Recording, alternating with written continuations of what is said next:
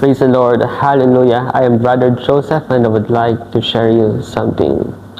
Sabi sa Biblia, sa John 3:16, na gayon na lamang ang pag-ibig ng Diyos sa sangkatauhan na binigay niya ang kaisa-isa niyang anak na kung sino ang manampalataya sa kanya hindi mapapahamak kundi magkakaroon ng buhay na walang hanggan. Ganon ang pag-ibig ng Diyos sa atin. Sabi sa Romans 6:23, ang kabayaran ng kasalanan ay kamatayan, ngunit ang kaloob ng Diyos ay buhay na walang hanggan. Lahat tayo makasalanan at lahat tayo ang deserve natin is mapunta sa impyerno. Pero ang pag-ibig ng Diyos mas malaki pa sa kahit anong kasalanan na meron tayo. Kahit gaano pa kataas ang kasalanan mo, mas mataas pa rin ang pag-ibig ng Diyos sa iyo. Na ang binibigay niya sa atin kahit tayo ay makasalanan ay ang pag-ibig niya. At ang binibigay niya dahil sa pag-ibig niya ay ang kaligtasan sa Panginoong Hesukristo. Hindi dahil magaling tayo, hindi dahil mabait tayo. Dahil sabi sa Biblia, the heart of man is desperately wicked. Lahat tayo masama, pero ang Diyos napakabuti.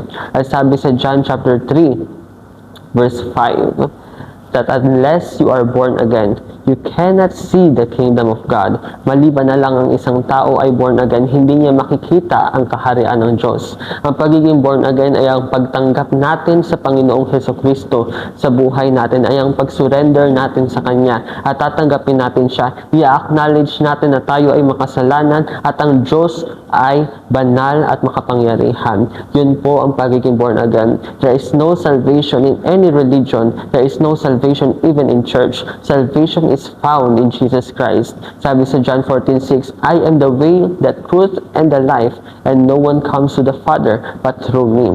Ang salvation ay pag tinanggap mo ang Panginoong Hesukristo. Madaming nagsisimba pero wala ang Panginoon sa puso nila. Pag namatay sila, alam na natin kung saan sila mapupunta, sa impyerno. Pero ang salvation na kay Jesus Christ. At ang good news ay pag tinanggap mo siya at totoong nasa buhay mo siya at nasa puso mo siya at may relasyon ka sa Kanya na totoo, ay mapupunta ka sa langit. Hindi dahil mabait ka, kung hindi ito ang pag-ibig ng Diyos.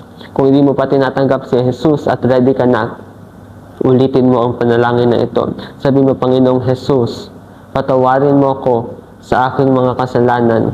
Panginoong Jesus, tumatalikod ako sa aking mga kasalanan at tinatanggap kita bilang aking Panginoon, Diyos at tagapagligtas. Banal na Espiritu, tulungan mo ko na mabuhay para sa iyo. Sa pangalan ni Jesus. Amen.